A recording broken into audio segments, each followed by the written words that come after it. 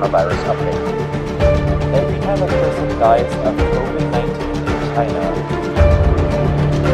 Com o crescimento de casos do novo coronavírus, aumenta também a preocupação das pessoas. E diante disso, a Organização Mundial da Saúde, a OMS, informa que a doença tem uma taxa de mortalidade baixa e grupos de risco específicos.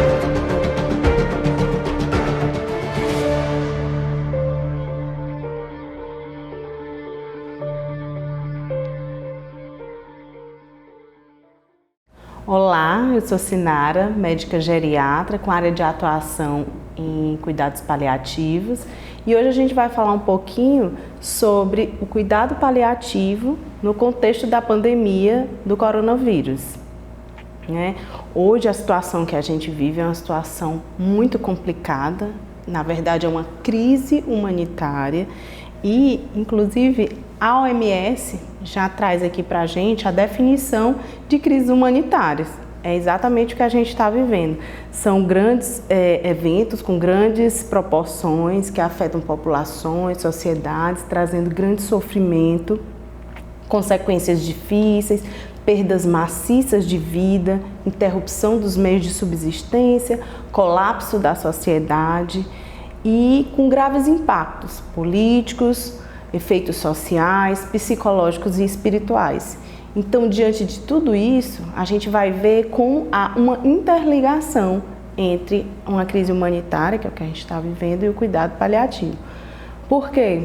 Porque o cuidado paliativo é uma abordagem, segundo a OMS, essa definição vem de 2002, é uma abordagem que promove a qualidade de vida de pacientes e familiares que enfrentam doenças que ameaçam a continuidade da vida através da prevenção do alívio de sintomas, requer identificação precoce, avaliação, tratamento da dor e de outros problemas de natureza física, psicossocial e espiritual. Então, a primeira quebra de paradigma que eu queria atentar aqui é que o cuidado paliativo, ele não é um cuidado de fim de vida, né? Ao contrário do que muita gente imagina. Ele está indicado de forma precoce para toda doença que ameaça a vida. E nesse contexto atual, as pessoas que realmente se deparam com o coronavírus, elas apresentam situações, em algumas vezes, ameaçadoras da vida. Então, não é só para doenças incuráveis e não é só para pacientes em fim de vida. O contexto paliativo, do cuidado paliativo é bem maior. E qual é a atuação? Como nós, profissionais do cuidado paliativo, podemos atuar nessa pandemia? Então, fazendo isso aqui que a gente está fazendo, né? Nós somos profissionais capacitados e qualificados na comunicação, em treinar outros profissionais a terem uma comunicação adequada. O contexto atual é de uma situação muito difícil, porque as pessoas estão em pânico, os seus parentes estão adoecendo e eles não podem ter acesso aos pacientes, não podem visitá-los. Então, a gente tem que se trabalhar em manter essa comunicação, mas de uma forma diferente. Às vezes até por telemedicina, como muitos estão sugerindo. E, além disso, o manejo adequado dos sintomas, porque nossa missão é cuidar do sofrimento humano, tanto dos pacientes quanto dos familiares e também dos profissionais de saúde, né? Salvar vidas é nossa grande missão como profissionais de saúde e como médicos, mas diante de uma pandemia como essa que a gente está vivendo, nem sempre nós vamos conseguir salvar vidas, mas mesmo assim, mesmo quando não conseguimos fazer isso, a gente vai aliviar o sofrimento humano. Então, o cuidado paliativo é isso e essa é a nossa missão. Então, aqui é um manual da OMS de 2018 que é como se integrar as ações, o cuidado paliativo em crises humanitárias. Ele foi lançado em 2018 e não só para pandemias, epidemias, mas tsunamis, guerras, todo o contexto de crises humanitárias. Foi uma das referências que a gente usou para falar para vocês nessa aula. E toda vez que estamos diante de pessoas acometidas por crises humanitárias, nós temos que dividir esses pacientes em prioridade. E a prioridade vermelha é aqueles pacientes que necessitam ser avaliados, necessitam ser cuidados com emergência, porque se esse tratamento não for realizado de forma imediata, o paciente pode morrer. E aqui o cuidado paliativo tem o seu papel, né, integrado aos cuidados de suporte e manutenção, né, os cuidados intensivos, por exemplo, aquele paciente que chega a um pronto-socorro na iminência de ser entubado e que se você não realizar aquela ação, o paciente realmente vai falecer. Já a prioridade 2, que em outros contextos fica em último plano, aqui para nós do cuidado paliativo, vai para a prioridade 2. Os classificados como azul são aqueles pacientes em que a sobrevivência não é possível, apesar de todos os cuidados dispensados. Então, esse paciente é, por exemplo, aquele paciente que não vai ser entubado por algum motivo, ele não se beneficia daquele tratamento, então ele vai se beneficiar de um controle de sintomas para que o seu sofrimento seja aliviado, ou mesmo para que a gente conforte a família nesse momento de luto. Em amarelo, ainda dentro da prioridade 2, estão aqueles pacientes onde não há um risco imediato de morte, mas ele precisa de um tratamento rápido, tanto para aliviar os sintomas, como para também um acolhimento. E, por último, nesse contexto de paliação, o nível 3 de prioridade é aquele paciente que precisa ser cuidado, precisa ser acolhido, mas não precisa de um atendimento tão rápido, tá certo? Então, em todos os níveis, o cuidado paliativo pode atuar. E aqui, sempre que você estiver diante de situações difíceis, de como agir, quando surgir essa dúvida, você mentaliza, você pensa sobre essa curva de evolução das doenças. Então, desde o princípio, como a gente viu lá na definição, o cuidado paliativo ele é benéfico, né? O que vai mudar é a proporcionalidade do cuidado. Então, quando eu tenho lá um paciente que ainda está no início da doença e ele se depara com uma doença aguda dessa, como o Covid, ele tem indicação de que todas as terapêuticas modificadoras de doença sejam aplicadas, mesmo que ele tenha uma doença de base, por exemplo, uma paciente que tem uma neoplasia de mama inicial e está iniciando a quimioterapia, e teve o contato com o Covid. Então, se ela chega numa emergência com esses sintomas, é uma paciente que se beneficia de UTI, de intubação, drogas vasoativas. Porém, quando a gente caminha nessa curva e percebe que aquela doença de base começa a ficar mais complicada, as terapêuticas modificadoras de doença já não são mais tão efetivas e a funcionalidade desse paciente começa a piorar bastante, esse é o momento em que a gente vai ter que refletir. Porém, numa situação grave, de uma emergência, onde a gente não tem muito tempo, né, a gente muitas vezes lança mão de um trial, de uma terapêutica full e reavalia. Então, não quer dizer que naquele momento, onde não deu tempo você avaliar muito o paciente, você realiza uma medida mais invasiva, mas isso não quer dizer que você não pode, no futuro, lançar mão da retirada de suporte, tá certo?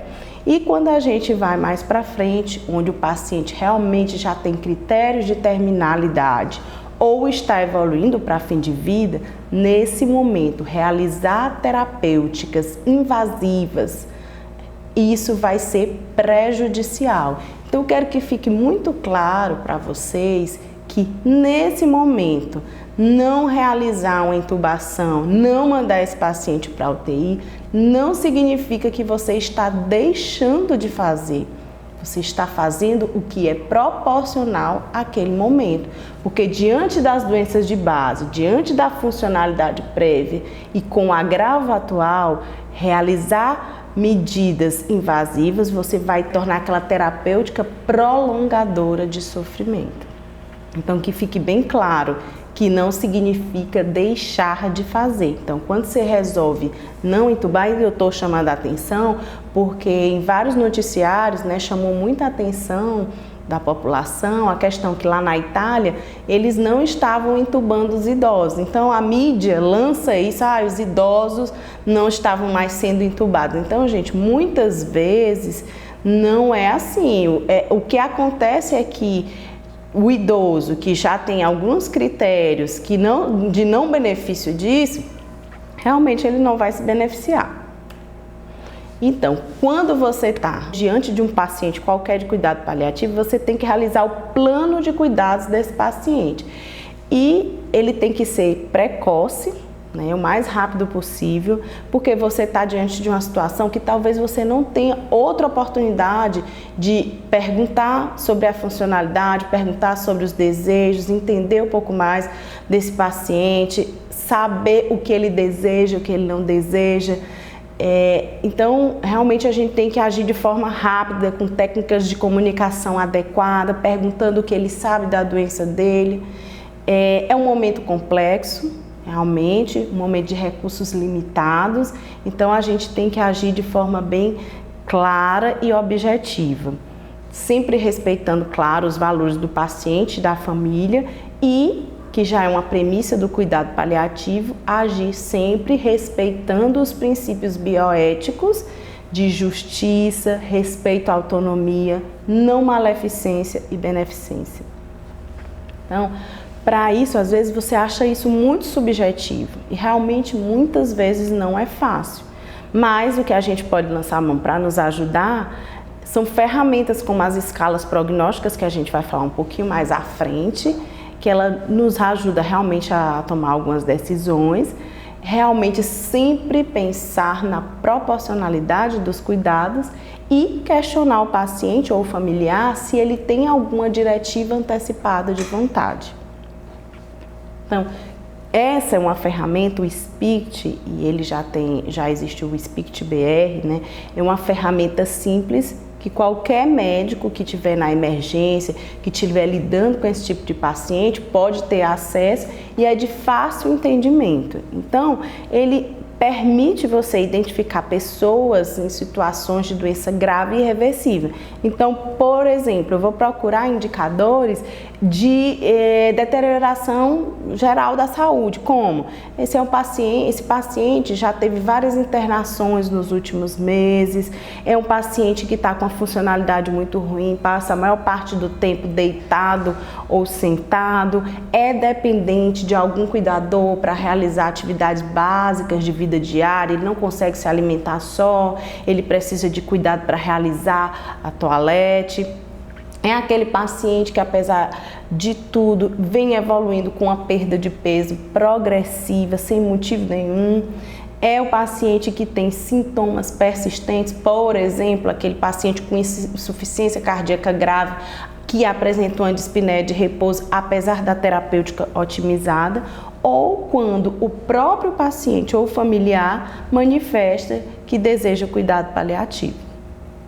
E aqui eu chamo a atenção, aqui é uma abordagem que mostra, que ajuda a gente a ver algumas definições de critérios de terminalidade, doença avançada, em algumas doenças específicas. E eu chamo a atenção aqui para vocês na demência e fragilidade, porque às vezes é mais fácil você observar isso nas doenças oncológicas, mas as pessoas muitas vezes, diante de doenças crônicas, não se atentam que elas também apresentam critérios de terminalidade.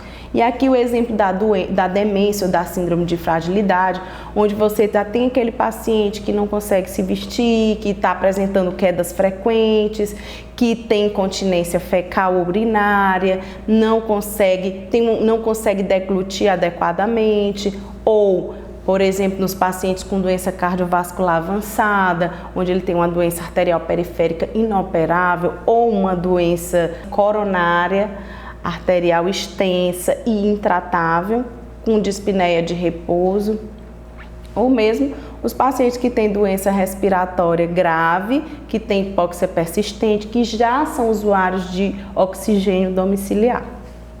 Então, outra escala que a gente pode lançar a mão e que é utilizada tanto para os pacientes oncológicos quanto não oncológicos é o PPS, Palliative Performance Scale, que ela vai de 0 a 100% e leva em consideração 5 níveis, que são a deambulação, atividade e evidência de doença, autocuidado, ingestão e o nível de consciência.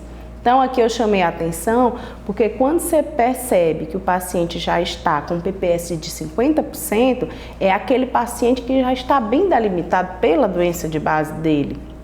É o paciente que passa a maior parte do tempo sentado, não tem capacidade de realizar nenhum trabalho, porque ele tem uma doença extensa, ele necessita de assistência considerável, tem a ingesta reduzida ou normal e pode ter alterações do nível de consciência ou pode ter o nível de consciência normal.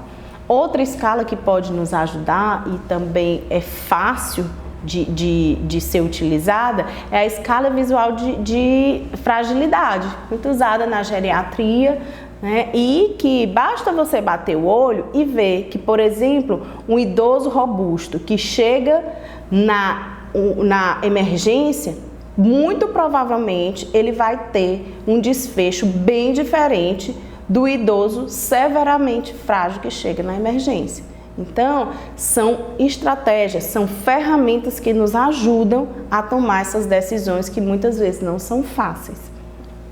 A gente também pode lançar a mão nos pacientes oncológicos de outras escalas, como o ECOG e o Karnofsky.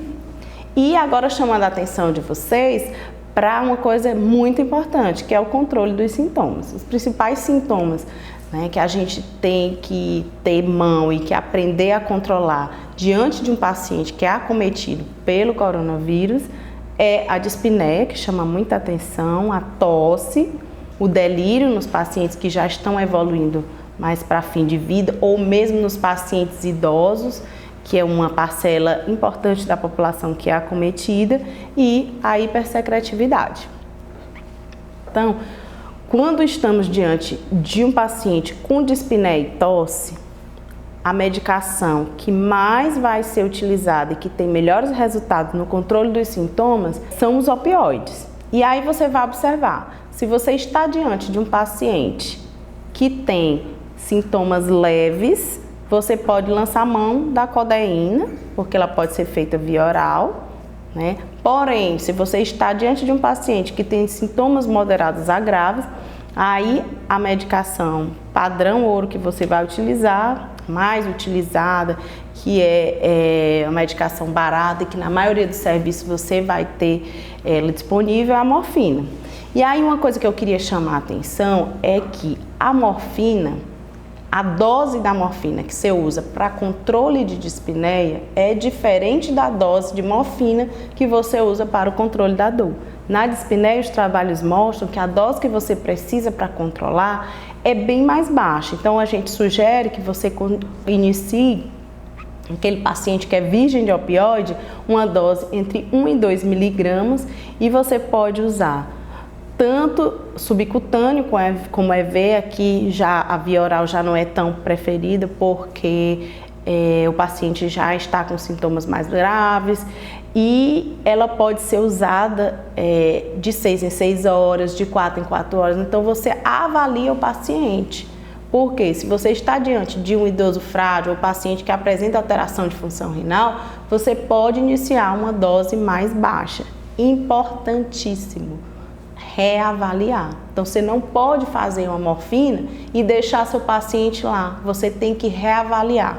E se você me perguntar como eu devo reavaliar, de quanto em quanto tempo, né? Então, preferencialmente, se o paciente está muito sintomático, você pode reavaliar a cada 15 minutos, a cada 30 minutos, e aí você vai lançar a mão de uma coisa que é super importante, muitas vezes é um erro de quem prescreve o opioide. Então, eu sempre digo para os residentes, para os estudantes, que a mão que prescreve o opioide é a mão que prescreve o resgate, né? Então, porque se você não prescreve o resgate, daqui que a enfermeira, a técnica de enfermagem que sinaliza que o paciente está doente, vai atrás do plantonista, vai atrás de alguém para prescrever, ó, quanto tempo você já perdeu de controle eficaz de sintoma desse paciente.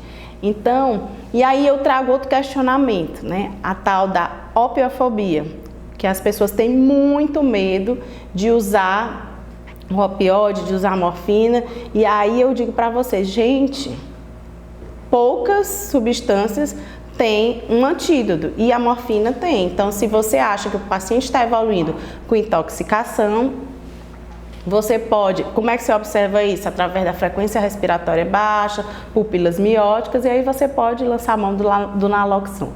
Se a necessidade de resgates está muito grande e o controle ainda não está eficaz, você pode lançar a mão da bomba de morfina, que pode ser feita tanto subcutâneo, que é o acesso que a gente chama de hipodermóclise, ou endovenosa. E aí aqui a gente sugere uma bomba de morfina, que eu gosto muito de trabalhar com ela, porque fica na concentração de 1 mg por ml e é mais fácil de você manusear.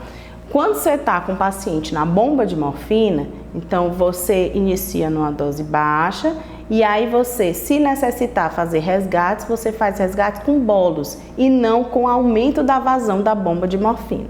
Outra coisa importante é não esquecer o laxante, porque os pacientes evoluem com constipação importante e isso dificulta o controle dos sintomas. Em relação ao uso do oxigênio, ele não tem evidência na literatura de que ele seja importante, mas nos pacientes hipoxêmicos você pode usar um catéter de O2, né, para melhorar o conforto. Em relação aos benzodiazepínicos, você pode usar para controlar a dispneia, porque eles melhoram a ansiedade, a gente sabe que a ansiedade piora a dispneia.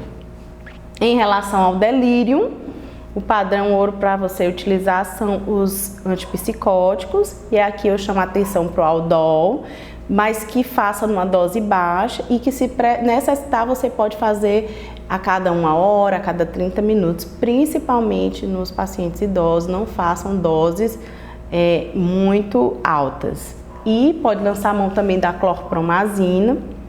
Em relação à hipersecreção, você pode usar medidas não farmacológicas, como posicionamento do paciente, cuidado com a boca, reduzir a hidratação.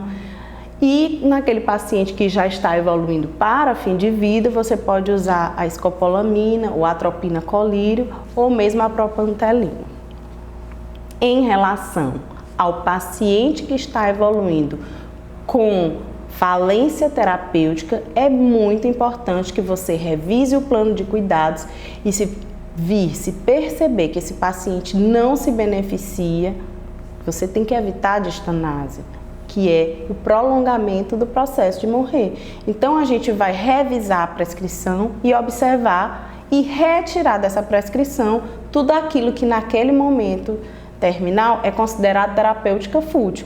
Por exemplo, um anticoagulante, um protetor gástrico, né, um corticoide, quando é indicado, inclusive nessa pandemia, muitas vezes o corticoide está contraindicado, não realizar ressuscitação, desligar a droga vasoativa ou mesmo suspender a hemodiálise. Isso é importante que esteja registrado no prontuário e, na medida do possível, compartilhado com a família. Outra coisa que é muito importante, que eu não podia deixar de falar aqui, é sobre a sedação paliativa, né? Nos causa medo diante de uma pandemia e diminuição dos recursos que as pessoas usem a sedação paliativa de forma inadequada.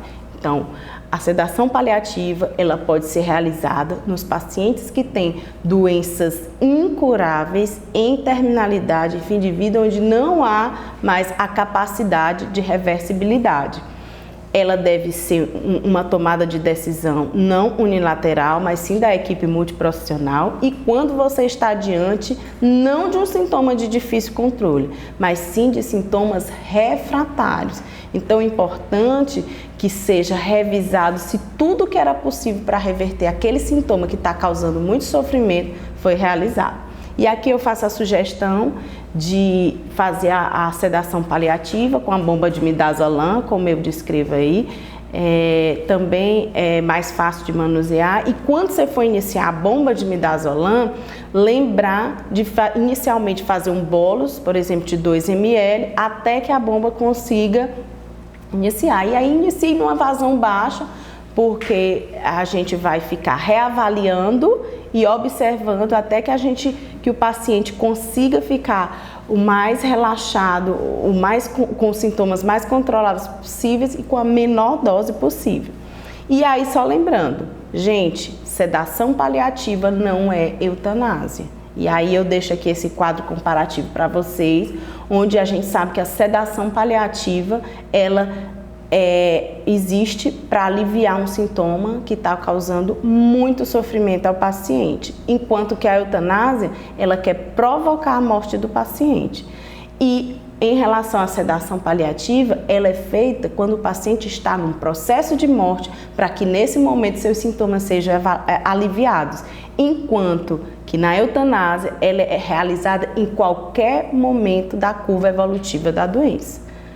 Também com o sentido de aliviar um sofrimento.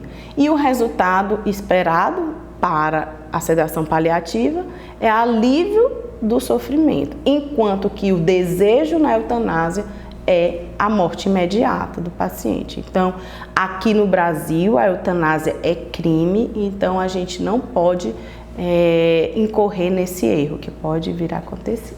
Então, gente, muito obrigada aí por ter tido essa oportunidade de falar para vocês sobre cuidado paliativo nesse contexto. E aqui eu queria finalizar com uma frase que para mim é muito significativa, da Cicely Sandres, que diz que o sofrimento humano só é intolerável quando ninguém cuida. E eu acredito muito nisso e desejo que a gente consiga sair logo desse momento difícil que a gente está passando.